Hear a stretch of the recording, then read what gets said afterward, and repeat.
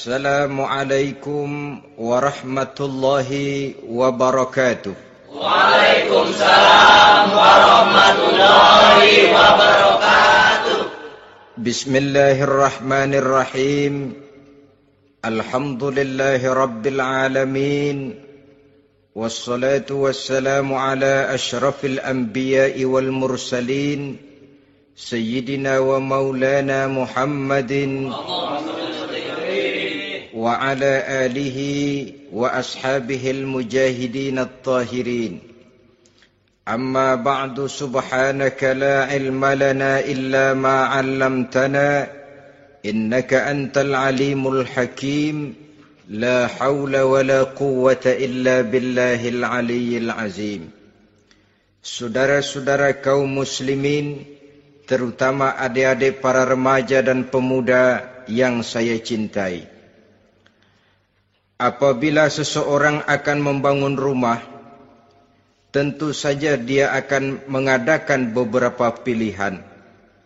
Sejak dari memilih lokasi di mana rumah itu akan didirikan, sampai kepada menentukan bahan-bahan kualitas yang akan dipakainya, sampai kemudian kepada wujud dan bentuk rumah yang akan ditinggalinya. Demikianlah bahwa untuk membangun sebuah rumah yang hanya untuk menaungi kehidupan di dunia ini, kita mengadakan berbagai macam pilihan. Apalagi kalau kita akan membangun sebuah rumah tangga yang kita harapkan tidak hanya akan menaungi kehidupan di dunia ini, tidak hanya untuk kepentingan kita saja, tetapi juga untuk kepentingan anak cucu kita di belakang hari, termasuk sampai kepada hari akhirat nanti.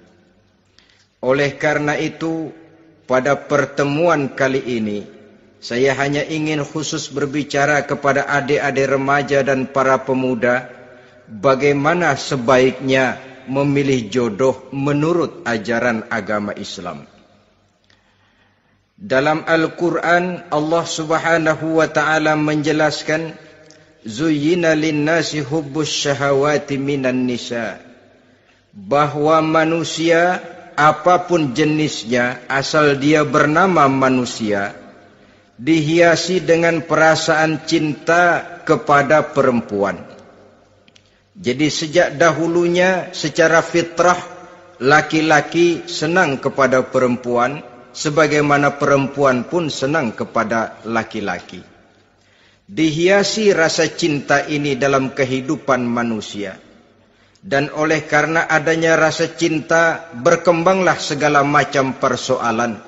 Sehingga seorang ahli cinta pernah berkata, cinta adalah 5 huruf yang membuat persoalan tidak akan pernah selesai. 5 huruf yang membuat persoalan tidak akan pernah selesai-selesai. Tetapi dalam kehidupan sehari-hari sering kita saksikan bahwa cinta ini bisa mendorong, memberikan motivasi yang baik, dan cinta ini pun bisa juga memberikan dorongan yang tidak baik. Oleh karenanya, apabila cinta itu ibarat setetes embun yang jatuh di bumi yang subur, akan tumbuhlah di atasnya aneka ragam bunga-bungaan yang harum semerbak, indah, mewangi, sedap dipandang orang, menebarkan rasa aman, damai, sentosa, dan begitu selanjutnya. Tapi jika cinta itu jatuh di hati yang gersang dan tandus, tidak ada yang akan dapat tumbuh di sana selain sirih memanjat batu, kuning daunnya, lemah gagangnya, maka cinta yang semacam itu tidak akan memberikan dorongan positif kepada seseorang di dalam kehidupannya. Maka lebih dahulu kita akan membicarakan cinta dalam artian yang positif ini, untuk nanti sampai kepada perempuan yang bagaimana yang harus kita cintai, atau laki-laki yang bagaimana yang harus dicintai oleh seorang perempuan. Saudara hadirin yang saya hormati, cinta dalam artian yang positif, pertama, dia selalu mendatangkan keindahan. Yang kedua, cinta itu memberikan energi atau semangat untuk berjuang. Dan yang ketiga, cinta itu selalu membawa resiko dalam bentuk pengorbanan. Maka cinta yang positif pertama melahirkan keindahan. Disinilah orang memerlukan filter atau saringan. Sebab keindahan yang didasarkan karena cinta itu merupakan satu keindahan yang relatif saja. Boleh jadi karena indah orang jadi cinta, boleh juga jadi karena cinta segala sesuatu terasa jadi indah. Namun bagaimanapun juga, kalau hati sudah diliputi oleh rasa cinta, segalanya akan terasa menjadi indah. Cinta itu adalah keindahan. Yang kedua, cinta itu energi, melahirkan dorongan dan semangat. Yang lemah bisa menjadi kuat, yang takut bisa menjadi berani, yang jauh jadi terasa dekat. Itu semua karena dorongan cinta. Dan dari energi ini lahirlah yang ketiga, bahwa cinta adalah pengorbanan. Sehingga orang berkata, berani bercinta artinya harus berani berkorban. Takut berkorban, jangan bercinta. Kalau cinta ini kita salurkan kepada nilai-nilai agama umpamanya, yang pertama, cinta mendatangkan keindahan. Kita cinta kepada agama, maka apapun yang diperintahkan oleh agama akan terasa menjadi indah. Solat akan terasa menjadi indah. Puasa terasa menjadi indah. Zakat terasa menjadi indah. Jihad pun akan terasa menjadi indah. Persis kalau kita cinta kepada seorang gadis. Jika kita cinta kepada seorang gadis, apanya saja akan kelihatan menjadi indah.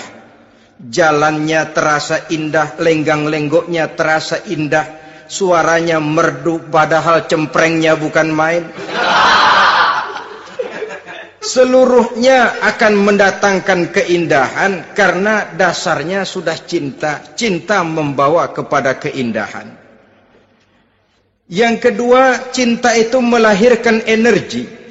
Orang yang cinta kepada agama akan lahir tenaga dan semangatnya melaksanakan ibadah, melaksanakan puasa, melaksanakan zakat, melaksanakan solat, melaksanakan haji, bahkan melaksanakan jihad sekalipun. Cinta selamanya menimbulkan energi dan semangat. Sama saja dengan kita apabila jatuh cinta kepada seorang gadis, walaupun rumahnya jauh, katanya, gunung pun akan kudaki, lautan pun kuseberangi. Untuk apa itu? Untuk menemui apa yang kita cintai. Cinta selamanya melahirkan energi. Capek tidak terasa, lelah tidak terasa, semuanya tertutup oleh keindahan yang bernama cinta. Lalu yang ketiga, cinta membawa pengorbanan. Apabila kita cinta kepada agama, maka pengorbanan terhadap apapun yang diminta oleh agama, baik itu pengorbanan waktu, tenaga, pikiran, harta, bahkan pengorbanan nyawa sekalipun, kita tidak akan berat melaksanakannya karena cinta kita kepada agama yang kita anut ini. Demikian juga cinta kita kepada seorang perempuan akan membuat kita rela berkorban. Apapun yang dia minta, jangankan kita tidak mampu, kita tidak mampu sekalipun, kita masih berusaha untuk mampu guna memenuhi tuntutan si buah hati belahan jantung. Kadang-kadang malam minggu si doi ngajak nonton, umpamanya duit tidak ada, gajian belum, kerja enggak. Timbullah inisiatif, entah sepatu kita jual ke tukang loa, entah celana mampir dulu ke tempat lain. Yang penting kita berkorban untuk memenuhi permintaan si buah hati belahan jantung. Ketika itu pengorbanan sudah tidak kita rasakan lagi. Bahkan pengorbanan yang paling pedih sekalipun, dalam gurau, dalam bercanda misalnya, dicubit kita oleh kekasih kita, pedih bukan main, terkelupas kulit, mengalir darah, bukan nangis, nyengir. malah kadang-kadang minta tambah dicubit lagi. Itulah romantikanya cinta, sanggup membuat orang berkorban, melahirkan energi dan semangat, menambah keindahan dalam kehidupan, sepanjang dia dalam artian yang positif. Kalau demikian masalahnya, di dunia yang penuh dengan perbenturan nilai sekarang ini, orang sering salah jalan bagaimana memilih jodoh untuk membangun rumah tangga yang bahagia. Jangan lupa bahwa membangun rumah tangga ini bukan hanya untuk 1-2 bulan, bukan hanya untuk 1-2 tahun, bahkan bukan cuma untuk kehidupan dunia, lebih daripada itu pun untuk menunjang kebahagiaan di akhirat. Oleh karenanya, memilih jodoh bukan satu hal yang mudah, bukan satu hal yang bisa dilaksanakan sambil lalu, tetapi memerlukan penelitian, memerlukan pengamatan yang mendalam. Apa petunjuk agama tentang itu? Dengan kata lain, bagaimana seharusnya seseorang memilih jodoh dalam kehidupannya? Ini tentu saja sumbangan moral buat adik-adik remaja dan para pemuda yang lagi kebingungan memilih jodoh, atau barangkali buat bapak-bapak yang kepengen nambah lagi.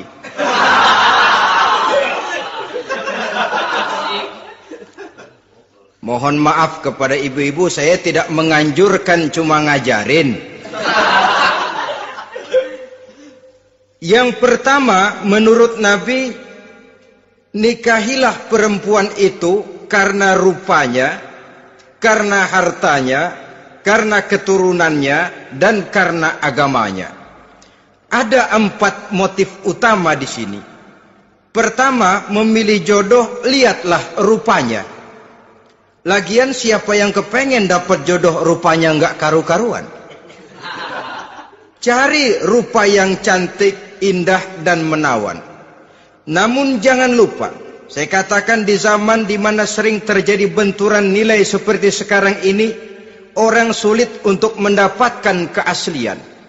Di mana teknologi sudah sedemikian canggih, di mana ilmu kedokteran sudah sedemikian maju, maka berbagai macam rupa bisa dibentuk dengan apa yang dinamakan operasi plastik misalnya. Yang pesek bisa dibikin mancung, kuping yang kelebaran bisa dibikin sedang, pipi yang kembung sebelah bisa dibikin rata, janggut yang tidak menarik bisa dibikin bak lebah bergantung katanya. Oleh karena itu, kalau pilihan hanya tertuju kepada rupa yang cantik saja semata-mata, kita sudah melakukan satu kesalahan yang sangat besar. Sebab apa? Diperingatkan oleh Nabi melalui hadis Ibnu Majah, Bazar dan Baihaqi dari Ibnu Umar. Janganlah kamu kawini seorang perempuan karena kecantikannya, sebab kecantikan boleh jadi akan mencelakakan. Jangan juga kamu kawini perempuan karena hartanya, sebab kekayaan biasanya akan mendatangkan kesombongan. Tetapi kawinilah karena agama dan akhlaknya, karena itulah yang akan membawa kepada kebahagiaan. Saudara-saudara kaum muslimin, terutama adik-adik remaja dan para pemuda, dikala usia puber, apalagi mata baru terbuka, awal balik namanya, remaja sering kehilangan filter. Pokoknya asal ngelihat rupa yang sudah lemot, denok, geboy, pikiran pun hanyut, malam terkenang, siang terbayang, tidur tak nyenyak, makan tak enak katanya, selalu terbayang wajah si doi. Dikala itu orang kehilangan pertimbangan bahwa rupa yang cantik kadang-kadang sering menipu. Diriwayatkan oleh Imam Ibnu Abbas, satu hari ketika sedang kumpul dengan para sahabat, lewatlah orang dengan potongan potongan orang kaya. Kelihatan kan, orang kaya sama orang miskin jalannya aja lain kan. Jalannya saja, jangan gaya hidupnya, jalannya saja lain. Liwat dia. Rasul bertanya kepada seorang sahabat, menurut pendapatmu bagaimana orang yang lewat itu? Kata sahabat, oh, yang lewat ini ya Rasul, kalau dia meminang perempuan pasti diterima. Kalau dia menolong orang pasti berhasil. Kalau dia ngomong pasti didengerin. Kenapa? Orang kaya. Orang kaya ya Rasul. Kalau dia minang, perempuan mana yang kagak bisa menerima kalau dipinang oleh orang kaya? Biar mukanya udah belipet kayak dompet tanggung bulan. Kalau memang duitnya banyak, nggak kelihatan tuh muka yang belipet, yang kelihatan duit. Kalau dia nolong orang, pasti berhasil apa yang dia tolong itu. Kalau dia ngomong, pasti didengerin orang, walaupun omongannya biasa-biasa saja. Kenapa? Orang lihat penampilannya. Sudah, ketika orang itu lewat, beberapa lama kemudian lewat lagi seseorang yang kelihatannya miskin. Rasul tanya lagi, kalau orang ini bagaimana pendapat kamu? Wah, potongan begini sih Rasul. Kalau dia minang, orang tolak. Siapa yang mau kawin sama kere begini? Kalau dia nolong orang, pasti nggak berhasil. Kalau dia ngomong, kagak bakalan ada yang mau dengerin. Siapa yang mau dengerin orang susah ngomong? Setelah orang itu lewat, apa kata Rasul? Orang yang terakhir, yang lewat ini, yang barusan lewat, jauh lebih baik dari yang pertama yang lewat tadi. Jauh lebih baik. Maksud dari ucapan ini, Rasul sebenarnya mendidik para sahabat jangan tertipu oleh penampilan. Sebab penampilan tidak selamanya mencerminkan keaslian. Apalagi di zaman sekarang, salon di mana-mana bejibun. Alis mata bisa dibikin, pipi bisa dicat. Yang pinggir kuning, yang tengah merah, di sebelah merah ada yang kehitam-hitaman, persis orang kepentok tiang listrik.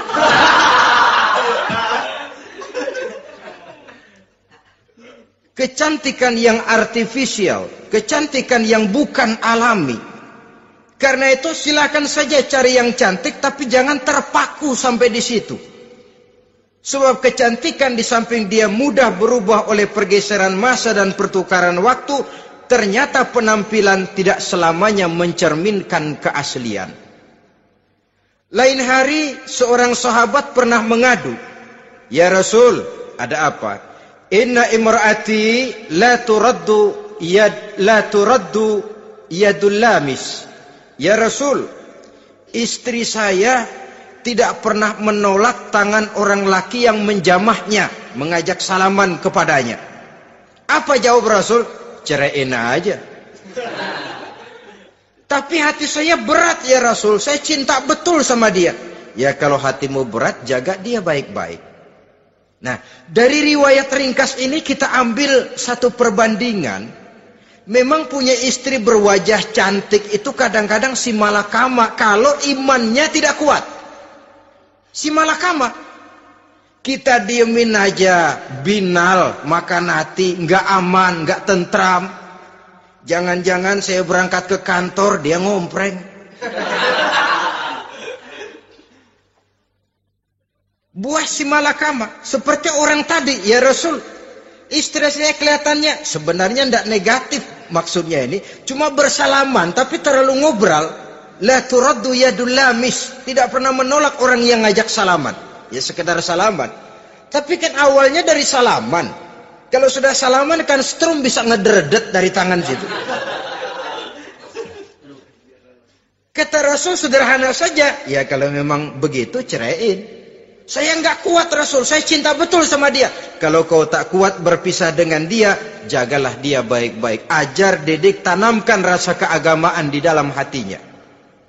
Saudara-saudara kaum muslimin, jadi rupa yang cantik tanpa didasari oleh nilai-nilai agama akan membuat seorang suami di rumah tangganya seperti si malakama. Seperti berhadapan dengan buah si malakama. Kalau tidak diiringi dengan nilai-nilai moral yang luhur dan bekal agama yang tangguh. akan pergi jauh dari rumah rasanya tidak aman. Sedangkan di rumah saja siapa yang akan mencari nafkah? Dan begitu selanjutnya. Orang tadi jelas berhadapan dengan buah si malakama. Didiamkan, makan hati. Sebab, maaf, kalau seorang suami sudah tidak punya rasa cemburu terhadap istrinya, itu kan yang disebut dayus. Dan dayus itu, jangankan masuk surga, bau surga saja dia tidak dapat. Tapi cemburu dalam artian bukan cemburu buta, cemburu dalam artian yang wajar. Dia cemburu, akan dikerasi takut kalau istrinya minta cerai, sedangkan dia cintanya sudah kadung medok bener. Si malakama jadinya. Nah, ini juga satu riwayat yang memberikan gambaran kepada kita. Pilihan, silakan cari rupa yang cantik saja. Cari yang cantik. Tapi kalau itu dijadikan motif utama tanpa dasar-dasar agama, saya khawatir nanti rumah tangga kita akan berhadapan dengan buah si malakama. Jadi adik-adik remaja, usaha, ikhtiar, cari yang cantik, yang kira-kira nggak membosenin, supaya kita betah tinggal di rumah, supaya kita merasa ada tempat berbagi rasa, ada tempat kita bernaung. Sebab kalau nyari bini sebini-bininya mah, ya jodoh di tangan Tuhan, kagak usah nyari juga ntar datang diri umpamanya. Iya, kalau yang datang peot. Orang harus berusaha walaupun pada akhirnya jodoh toh memang ditentukan Allah. Kan 3 hal yang kita tidak bisa menentukan itu katanya. Maut, rezeki, jodoh. Itu yang masuk mysterious problem. Problem yang misterius. Maut, misterius. Kapan kita mati, kita sendiri tidak tahu. Tahun depan, 50 tahun lagi, 100 tahun lagi, tidak pernah seorang pun diberitahu. Tapi yang pasti dia bakal datang. Kapan dan di mananya, kita tidak tahu. Bisa di rumah, bisa di masjid, ya alhamdulillah. Bisa di majelis taklim, syukur. Bisa di medan perang membela agama, bagus. Pasti dia akan datang. Maut, mysterious problem. Sesuatu yang kita tidak tahu kapan datangnya. Rezeki, gitu juga. Sehingga orang sering bilang, rezeki katanya kayak bayangan. Kita uber-uber, dia lari. Kita diam, dia mah diam. Setengah mati kita uber-uber. Emang ukuran segitu? Segitu aja. Begitu kita nggak ngapa-ngapain, datang yang bawain rezeki. Namanya rezeki itu mysterious problem. Kadang-kadang ngobek, sungsang, sumbul, udah segala tanah orang kita ukur-ukurin. Udah segala ngomong sudah nggak ada yang loh, tuh sudah buta. Tapi memang bayangan, kalau belum rezeki ya belum. Kadang-kadang nyari kode sampai tidur di kuburan. Belepotan tanah kuburan loh. Yang aneh lagi kadang-kadang orang gila ditanyain. Allahu Akbar, ini kode-kode zaman sekarang ini. Sampai orang waras nanyain orang gila itu gimana itu. Ini sudah efek yang betul-betul negatif. Sudah jelas orang gila kok ditanya. Apa kira-kira yang nanya nggak lebih gila dari yang gila itu?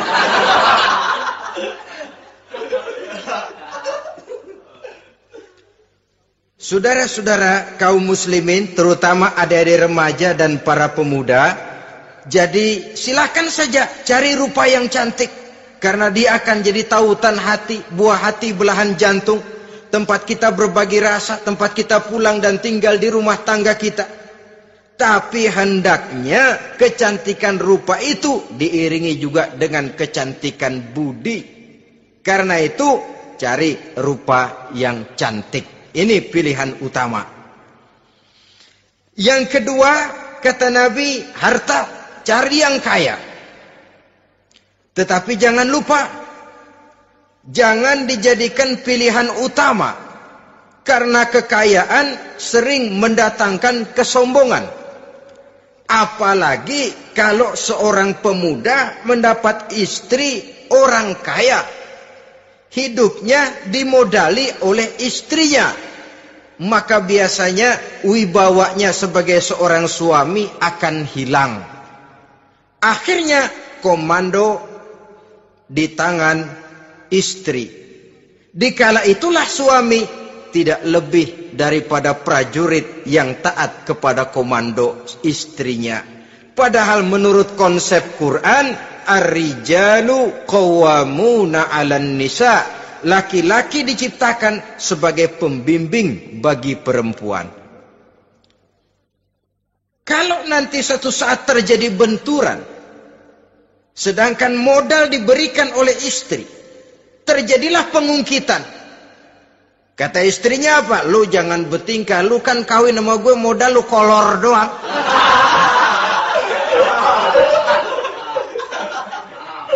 Kalau sekarang bertingkah silakan keluar rumah. Bawa seperti engkau datang dulu. Jangan bawa apa-apa. Pergilah seperti engkau datang dulu kemari. Hilanglah wibawa seorang suami. Suami kalau udah digentak sama istri begitu, ngelempuruk kayak ayam sampar. Di mana lagi letak wibawanya? Harta sering mendatangkan kesombongan. Oleh karena itu, walaupun diperintahkan cari yang keturunan orang kaya, tapi maksudnya jangan dompleng. Sebab kepribadian seorang suami akan ditentukan oleh sifatnya sendiri. Keberadaannya ditentukan oleh karya dan perbuatannya sendiri. Itulah yang akan menampilkan kepribadian dia dalam kehidupan di masyarakat ini. Saudara-saudara kaum muslimin, terutama adik-adik remaja dan para pemuda, kan kadang-kadang di zaman sekarang kan kelas-kelas gigolo, playboy ya, nyari tante-tante kesepian, mejeng-mejeng di pinggir-pinggir jalan dengan harapan apa? Ya barterlah, tukar tambah. Nah, supaya dapat rokok, dibelikan pakaian, motor, dan sebagainya. Tapi yang jelas hilang harga diri sebagai laki-laki. Dan itu yang paling mahal.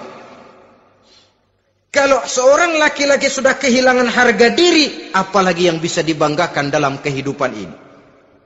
Apa artinya naik mobil kalau kepala tertunduk ke bawah? Apa artinya jalan di tengah masyarakat kalau kita tidak bisa menengadah dengan satu kebanggaan? Hilangnya harga diri merupakan kehancuran awal dari sebuah pribadi yang untuk jangka panjang kita tidak akan bisa lagi berbuat banyak. Tanpa harta orang memang sulit untuk bahagia. Tapi harta semata-mata bukan merupakan jaminan bahwa orang lantas akan bahagia. Saya barangkali harus berkata, banyak orang miskin yang kaya. Tapi tidak sedikit orang kaya yang miskin. Saya ulangi ini. Banyak orang miskin yang kaya. Tetapi tidak sedikit orang kaya yang miskin. Nah, bagaimana pengertiannya?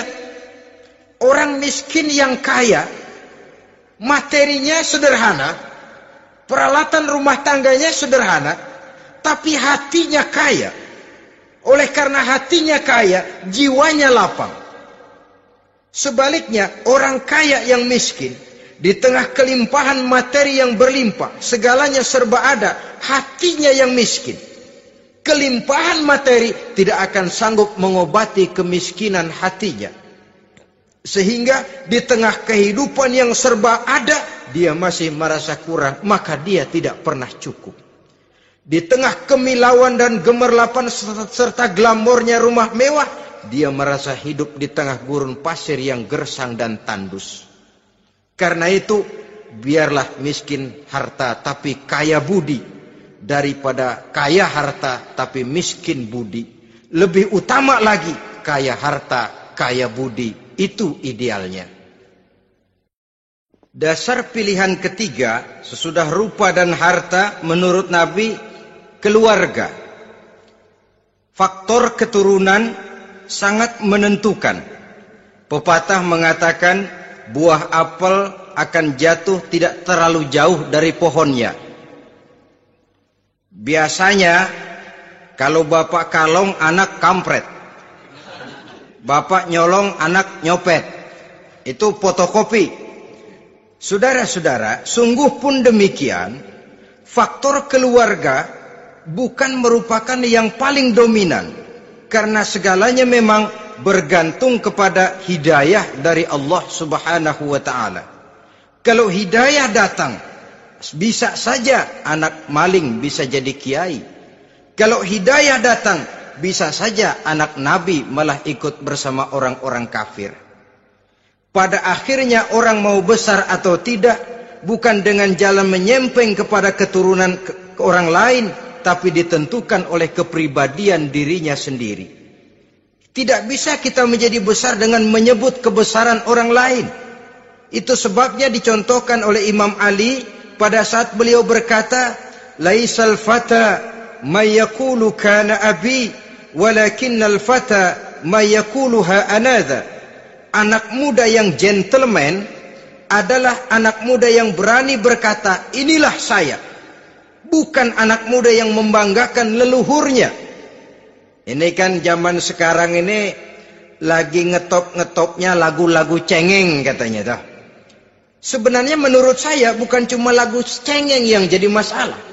Lagu cengeng cuma satu efek dari sikap yang lebih utama dari itu, yaitu mental cengeng. Kalau mental sudah cengeng, apapun yang kita lakukan akan jadi cengeng. Tidak cuma lagu, kebudayaan yang lahir akan kebudayaan cengeng. Jadi pengusaha cengeng. Jadi pejabat cengeng. Jadi kiai cengeng. Kenapa? Mental cengeng. Di antara mental cengeng itu apa? Mengandalkan fasilitas atasan. Kalau tidak ada fasilitas dari atas, lantas tidak bisa berbuat apa-apa. Cengeng. Menjadi besar bukan karena karier pribadi, tapi karena nasib katrolan. Itu pun termasuk mental cengeng. Sedikit gagal, bagaimana sedikit jalan buntu, babe. Sedikit deadlock, babe. Lu ngapain babe lu melulu? Saudara hadirin yang saya hormati, jadi lebih penting dari sekedar lagu-lagu cengeng, saya malah lebih suka bicara mental cengeng ini. Mental yang cepat putus asa. Mental yang tidak mau mengeluarkan usaha maksimal. Mental yang hanya mengandalkan fasilitas. Sedangkan pribadinya tidak lebih daripada pribadi sumuhun dawuh, pribadi kulon nuwun, pribadi kumaha juragan wae, pribadi oke bos, pribadi asal bapak senang. Bukankah itu semua merupakan cermin dari mental-mental yang cengeng, yang untuk jangka panjang tidak akan pernah menguntungkan daripada pembangunan bangsa dan negara yang kita cintai ini. Seseorang mau besar atau tidak, bukan dengan jalan menyempeng kepada kebesaran orang lain. Bahkan Syauqi dalam sebait syairnya yang lebih tegas mengatakan, "Wa syarrun nasi zu khumulin iza fakhartahum zakarul jaduda. Wa syarrun nasi wa khairun nasi zu syarafin qadimin aqama li nafsihi syarafan jadida." Generasi yang paling jelek adalah generasi pemalas. Kalau kelihatan orang lain lebih hebat dari dia, disebut-sebutnya kebesaran nenek moyangnya. Dia sendiri nggak punya prestasi apa-apa. Kerjanya cuma ngandeli babe. Kerjanya cuma menggelayuti fasilitas orang tuanya. Tanpa itu, dia tidak akan punya nilai dan harga sama sekali. Ini generasi paling jelek. Kalau orang lain kelihatan lebih hebat, dia sebut nenek moyangnya. Lo sih belum apa-apa lo, baru kopral lo. Engkong gua no, komandan Hansip. Engkongnya yang disebutin. Dia sendiri tidak punya prestasi apa-apa. Jadi silahkan saja cari gadis dari keturunan keluarga yang baik-baik. Tapi jangan jadikan tendensi utama, jangan dengan niat untuk menyempeng kepada kebesarannya. Tapi paling tidak dengan niat agar mudah-mudahan dari benih yang baik ini akan lahir keturunan-keturunan yang baik pada akhirnya nanti. Itu yang kita harapkan. Bukan lalu dengan pertimbangan, weh, mertua gue bos nih, kali aja begitu gue kawin dia mampus. Ini semua warisan kan jatuh kemari semua. Kalau itu niatnya sudah jelas salah. Kita mencari perempuan dengan keturunan-keturunan yang baik dengan berharap agar anak-anak kita nanti yang akan merupakan benih cucunya akan melahirkan kebaikan-kebaikan seperti leluhurnya dulu. Saudara, pilihan yang keempat kata Nabi, agama. Ini yang paling inti. Kenapa? Agama itu motivasinya moral. Di sini segalanya ditentukan. Rupa yang baik, harta yang banyak, keluarga yang luhur. Kalau sudah dilandasi oleh agama yang rapuh, bahkan tidak beragama sama sekali, ketiga hal di atas tadi hanya akan mendatangkan malapetaka. Sekarang kan kita tertipu oleh penampilan, padahal penampilan belum tentu kenyataan. Di jalan-jalan kita akan lebih terpesona melihat gadis pakai miniskirt di atas lutut ketimbang kita melihat gadis-gadis yang pakai jilbab. Kalau sudah pakai jilbab keliwat, yang usil banyak banget, bau sorga nih. Bau sorga katanya. Tapi kalau sudah yang pakai miniskirt itu yang lewat, itu dari ujung ke ujung mata kagak mau kedip. Laler nemplok di mata kagak dirasain. Kita terpesona oleh penampilan zahir, padahal penampilan belum tentu memantulkan hal yang sebenarnya. Tapi memang itulah watak manusia. Watak manusia, saya katakan manusia tanpa kecuali. Tetapi bergantung kepada pemikiran jangka pendek atau jangka panjang. Kalau jangka panjang yang kita pikirkan, ya tentu kita tidak akan mudah terpesona oleh hal yang zahir. Sampai-sampai Quran sendiri mengatakan budak yang hitam legam tapi beriman itu lebih baik daripada orang-orang musyrik walaupun cantik, denok, lemot, geboy. Ada lagi nggak bahasa yang lebih dari itu? Cantik, denok, lemot, geboy, bahenol, nerkom. Tapi kafir masih lebih baik budak yang hitam legam sekalipun. Kalau dia beriman. Kenapa? Rumah tangga untuk jangka panjang. So itu Islam tidak membolehkan kawin campuran dengan lain agama. Walaupun ada ayat yang mengatakan boleh kawin dengan ahlul kitab. Tapi sebagian mufassir menjelaskan bolehnya kawin dengan ahlul kitab itu dalam kondisi darurat.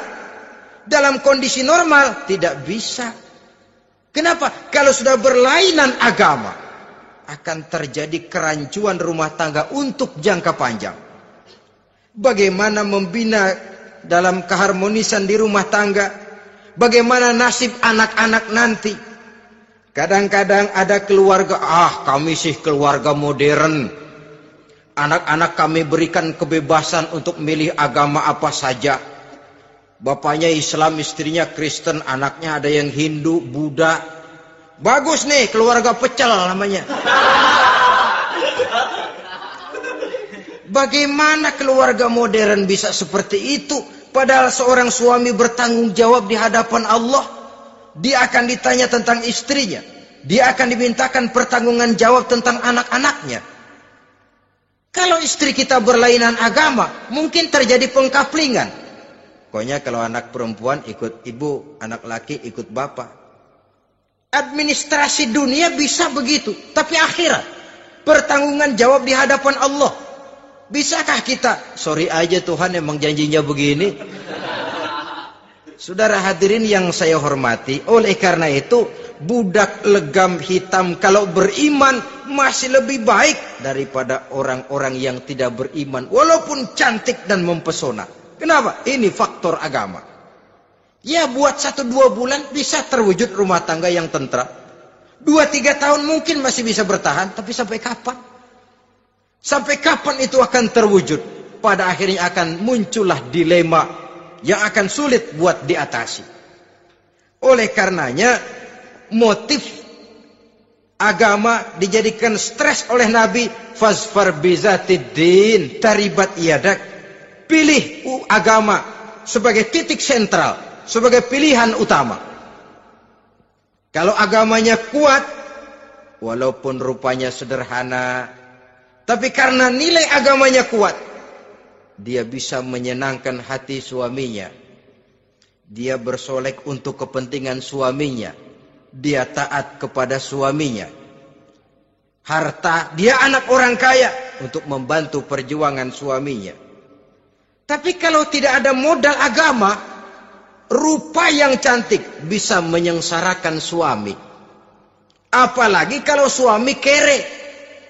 Istrinya sudah cantik, kaya ataupun tidak kaya kadang-kadang. Udah, suaminya suruh ngempu di rumah, bininya yang kerja. Ya kalau kerja mendingan kalau dikerjain itu.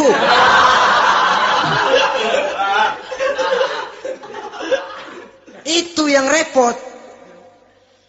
Saudara hadirin yang saya hormati, dan ini bukan 1-2 kasus. Alangkah malangnya kalau sudah terkena hal seperti itu. Akhirnya seperti pengaduan sahabat kepada Rasul tadi. Mau diceraiin, cinta saya udah medok benar Rasul. Enggak diceraiin, hati saya ngebet, pegel. Si malakama akhirnya. Jadi oleh karenanya agama. Kalau dia cantik, walaupun miskin, agamanya kuat, dia bisa memelihara kehormatan diri. Dia kaya, agamanya kuat, hartanya disalurkan di jalan Allah. Karena itu agama jadikan pilihan utama. Dan ukuran agama itu bukan cuma jilbab loh. Ya kadang-kadang ada juga yang jilbabnya nggak pernah lepas, tapi kadang-kadang akhlaknya lebih binal dari yang kribo. Ada cuma sekedar kamuflase saja, itu pun penampilan. Sekedar penampilan saja. Cuma dari segi aurat ya memang lebih baik dan lebih utama. Dan saya kira lebih mengundang penasaran toh. Duren kalau udah dibuka kan kelihatan isinya. Emang udah begitu. Udah. Tapi kalau masih rapat, itu yang rasanya kita pengen buka. Timbul tantangan. Gue pengen tahu isinya. Rasanya juga begitu. Sama saja dengan baju. Kalau dibungkus rapat di plastik, ditaruh di etalase, adanya di toko mau serba ada. Tahu kita barang mahal nih. Biar punya duit, kita mau nawar ragu-ragu, takut nggak cukup. Tapi kalau barang sudah dibuka di jalanan, diobral di pinggir jalan, murahan, 1.003 masih dicampur odol. Yang begitu sih biar nggak punya duit, kita berani banget tanya, nawar, megang lagi nyemek. Berat duit nih bang. Kenapa? Barang sudah terbuka. Jadi saudara-saudara, syukur kalau keempat-empatnya ini jodoh terkumpul dalam jodoh yang saudara cari. Sudah rupanya cantik, kaya, keturunan orang baik-baik, agamanya kuat. Nah, surga dunia tuh. Yang begitu cari. Kalau ada yang begitu, saya juga mau nambahin satu lagi.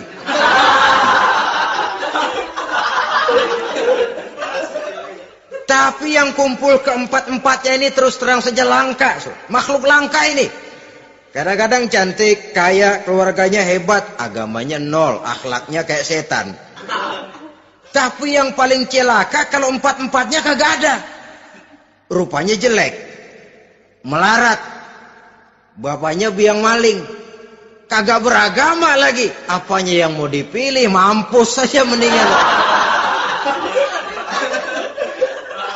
Sudah nggak ada pilihan sama sekali tuh. Sudah nggak ada pilihan sama sekali. Saudara hadirin yang saya hormati, terutama adik-adik remaja. Nah, lalu apa motivasi agama dalam pembinaan ini apa? Agama ini kan memberikan contoh bahwa perempuan yang baik itu, yang kita ingin jadikan dia sebagai ideal dalam pencarian jodoh, tandanya 3. Iza ra'aitaha sarratka, kata Nabi.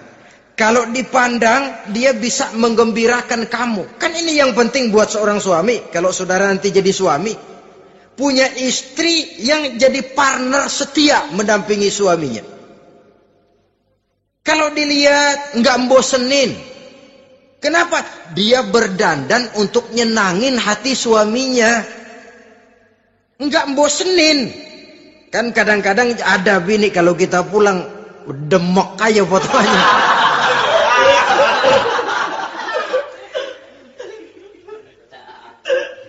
Ini yang bikin suami enggak betah di rumah ini kan yang begini.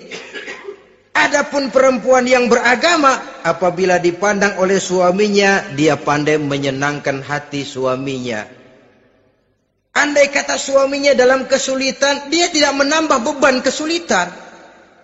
Paling tidak dia bisa memberikan satu bantuan moral. Bantuan moral untuk mengurangi beban kesulitan daripada suaminya. Suami pulang dagang rugi, kata istrinya, romantika bang. Sekali-sekali lah, masa selamanya dagang mau untung. Besok siapa tahu untung lebih besar. Kan meringankan tuh. Kadang-kadang enggak, suami pulang dagang dari pasar panas, rugi. Sampai rumah bini pidato. Pletar-pletor. Lu dagang rugi, emang lu laki goblok.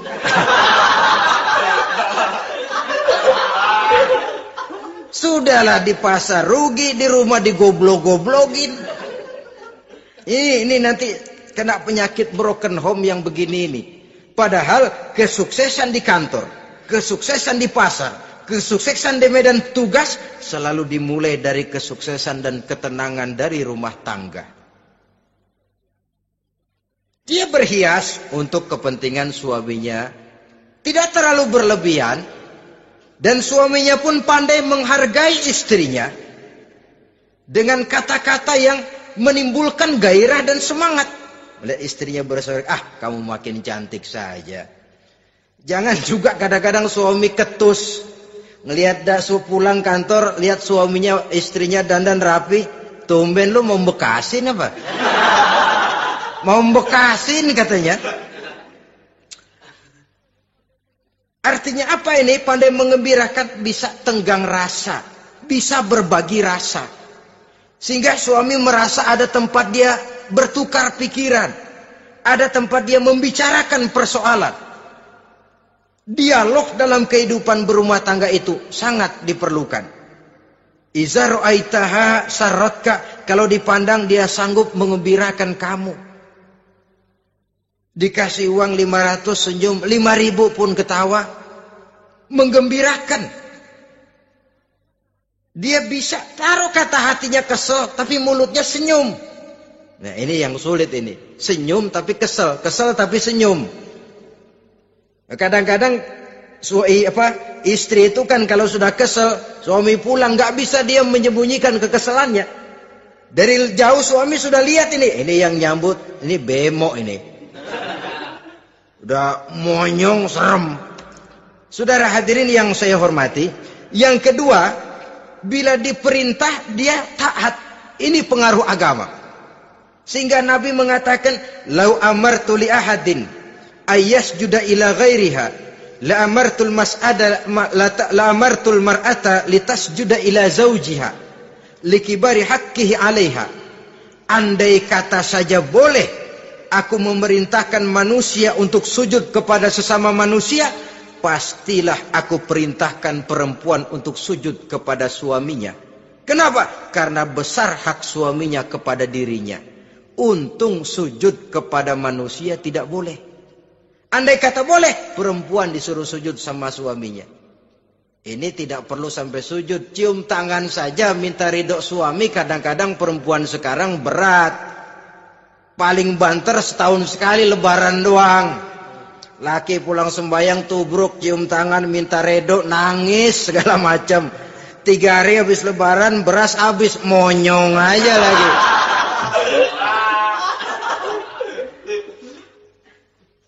Saudara hadirin yang saya hormati, yang ketiga, akibat pengaruh agama, dia sanggup memelihara kehormatan diri dan sanggup menjaga harta suaminya. Memelihara kehormatan diri baik pada saat suaminya di rumah atau pada saat suaminya tidak ada di rumah. Satu riwayat, seorang sahabat akan pergi perang jihad di fi sabilillah. Ketika mau berangkat dia bilang kepada istrinya, saya mau berangkat perang. Kalau saya belum pulang kamu jangan keluar rumah. Baik bang. Pergi istrinya, pergi suaminya jihad. 1 minggu, 2 minggu berlalu, belum juga pulang. Satu hari datang utusan dari rumah orang tua si istri ini. Assalamualaikum bu. Waalaikumsalam. Ada apa? Ada berita kurang enak bu. Orang tua ibu sakit parah. Mohon tolong ditengokin. Apa kata si istri? Maaf saja, suami saya belum pulang dari medan perang. Saya belum dapat izin keluar rumah kalau dia belum pulang. Tolong sampaikan maaf saya kepada orang tuanya. Pulanglah utusan tadi. Besok balik lagi. Bu, ada apa? Udah Senin Kemis. Napasnya sudah sampai tenggorokan. Tolong tengokin buat terakhir kalinya bu. Suami saya belum pulang. Dia pesan kalau dia belum pulang saya jangan keluar rumah. Saya nggak bisa tengokin orang tua saya. Salam maaf saja. Pulang utusan itu. Besok balik lagi. Bagaimana? Sudah meninggal bu. Mau dikubur. Tengokinlah buat terakhir kalinya. Suami saya belum pulang. Saya belum berani keluar rumah kalau suami saya belum pulang. Itu janji saya sama suami saya. Pulanglah utusan ini ngadu kepada Rasulullah sallallahu alaihi wasallam. Ya Rasul, ini perempuan kelewatan benar. Dari orang tuanya sakit sampai sekarat, sampai mati, sampai dikuburin dia nggak nengokin. Memangnya kenapa? Suaminya katanya pergi jihad. Dan suaminya tidak mengizinkan dia keluar rumah. Kalau si suami belum pulang. Apa jawab Rasul? Marahkah beliau? Tidak. Beliau senyum. Apa katanya? Dosa orang tua yang meninggal ini telah diampuni oleh Allah karena dia punya anak perempuan yang begitu taat kepada suaminya. Allahu Akbar. Dosa orang tua yang sudah meninggal itu diampuni oleh Allah karena dia punya anak perempuan yang begitu taat kepada suaminya. Ketaatannya kepada suaminya menyebabkan dosa orang tuanya diampuni oleh Allah Subhanahu wa taala. Suami pergi jihad, orang tua sakit keras, tidak berani dia keluar rumah. Itu tandanya bisa menjaga kehormatan diri. Kalaupun satu saat suaminya manggil, bu, tolong ambilin uang di dompet. Dompetnya dibawa, bang, ambil saja sendirilah, nanti salah ambil lagi saya. Kadang-kadang enggak, suaminya pergi mandi, dompet berantakan. Saudara hadirin yang saya hormati, ini motivasi agama. Jadi kecantikan zahir yang diimbangi dengan kecantikan batin oleh karena pengaruh agama tadi. Kalau sudah kemari, orang tidak perlu mikir-mikir operasi plastik, bikin yang pesek jadi mancung supaya orang tertarik, bikin belakang yang kurus jadi menarik. Tidak. Orang tidak perlu lagi pakai susuk-susukan, dipasang di bibir supaya kalau senyum orang gempor, supaya kalau ngomong orang percaya, dipakai di kuping supaya macam-macam. Tidak perlu lagi pakai jampa-jampe, pelet-peletan supaya kalau diludahin orang ngikut. Nggak perlu lagi. Kenapa? Cinta itu nature, sesuatu yang alamiah, yang tidak bisa dipaksakan. Dia kudrati, karunia dari Allah. Tidak bisa cinta dipaksakan. Kalaupun bisa, dengan ilmu pelet, oh saudara bisa membuat orang jatuh cinta, ya 2-3 hari, 4-50 hari. Kesananya apa yang akan terjadi? Kelanggengan tidak akan pernah terwujudkan. Kenapa? Keterpaksaan yang akan timbul. Dalam kondisi semacam itu, rumah tangga tidak akan mengalami ketenangan dan ketentraman. Jadi biarkan cinta berjalan secara alamiah, karena dia memang alamiah. Saudara-saudara, nah sekarang kalau sudah ketemu nih, yang 4 tadi, rupa cantik, keturunan boleh, kaya lumayan, agama kuat. Apa yang harus kita cari? Apa yang harus kita lakukan? Apa pakai pepatah anak sekarang? Aku lihat, aku pikat, aku dapat, aku sikat, aku minggat. Bangsat.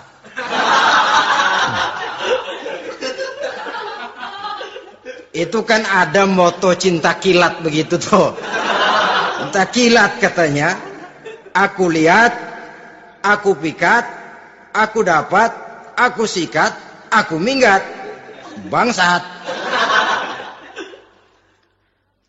Atau kita harus hanyut dalam arus free love, free sex, summon living, eksperimen dulu? Tidak. Islam mengajurkan kalau memang seret, ini rasanya ini nih, mantap gue nih. Apa yang diajarkan oleh Islam selanjutnya? Meminang, saudara-saudara. Meminang adalah langkah awal untuk mengikat tali pernikahan. Diizinkan meminang, dan di dalam meminang pun diizinkan untuk melihat. Cuma kalau boleh, ya syaratnya itu waktu melihat itu jangan sampai ketahuan si perempuan yang akan kita pinang itu. Untuk apa kita meminang? Pertama untuk yakin bahwa perempuan yang kita inginkan ini sudah kumpul syaratnya itu, tidak ada cacatnya. Yang kedua, untuk memperkuat tekad hidup berumah tangga, diperlukan meminang. Adapun adat itu berbeda. Tapi bahwa konsep meminang itu dalam Islam ada, itu jelas. Ya kalau mesti bawa pisang raja, pakai roti buaya, pakai martabak segede ban mobil truk segala macam. Itu adat saja, ya. Tapi yang real meminang itu ada dalam Islam. Nah, bagaimana adab meminang? Setelah kita tahu anak ini cantiknya ya, keturunan baik, ya kekayaannya lumayan, agamanya kuat, pinanglah dia. Caranya boleh lihat langsung. Lihat langsung kalau bisa tanpa setahu si perempuan. Dan batas yang boleh dilihat itu muka dan tangan. Itu saja. Jadi jangan gerusak. Minta permisi Pak, saya mau ngelihat anak bapak seutuhnya. Soalnya buat saya ini nanti. Apanya aja dibedolin, jangan. Kira-kira yang boleh itu muka sama tangan. Andai dosa dibuang ke tempat sampah, orang tua tengah malam.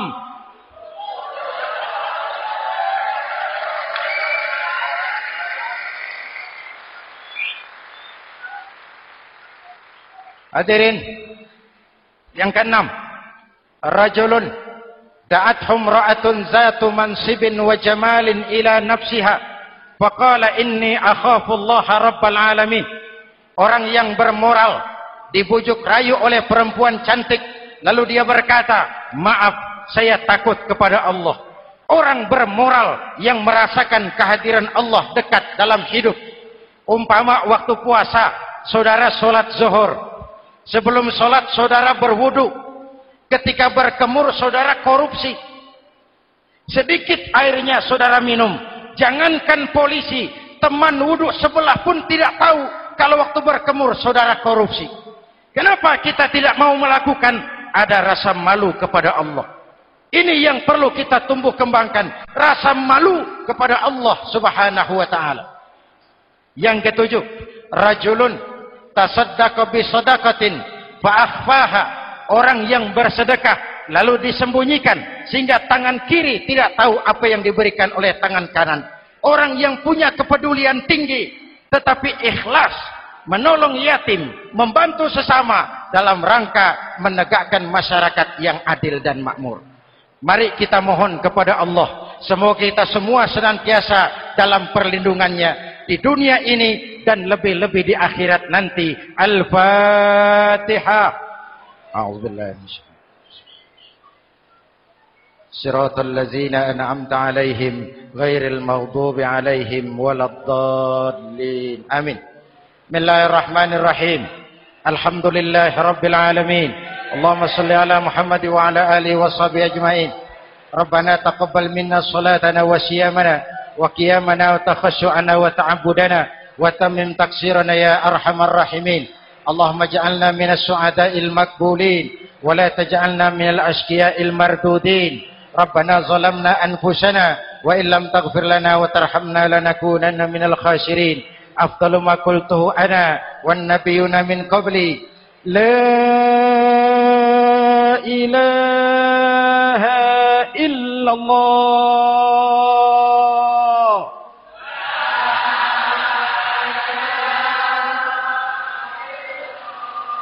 La ilaha illallah.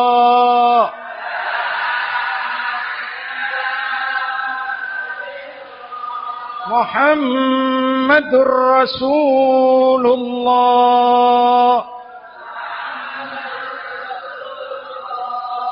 Kalimatu haqqin 'alaiha nahya wa 'alaiha namut wa 'alaiha nub'atsu insyaallah minal aminin wa akhiru da'wana alhamdulillahi rabbil alamin. Assalamualaikum warahmatullahi wabarakatuh.